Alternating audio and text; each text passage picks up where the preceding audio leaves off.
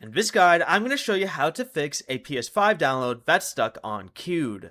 This is Miguel from Just Pause, and before we get into this guide, make sure to like the video and subscribe to the channel with all notifications on for more content like this. It really does help out the channel and we'd greatly appreciate it. If you have any questions, just ask them down in the comment section below. I'm going to be doing my best to reply to every single comment down there.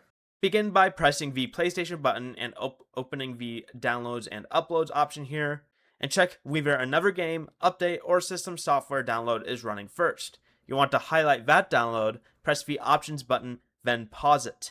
Then select the queued download and choose resume. If it remains queued though, you're going to want to highlight it again, press the options button, then select delete. And once that's deleted, go over to power and restart your PS5. Then go over to your game library, go over to your collection, and download the game again.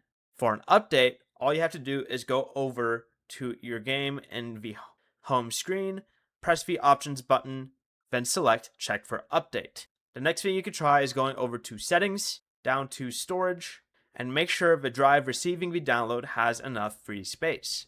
Finally, if none of these fix your problem, go over to network settings, select connection status, then test internet connection.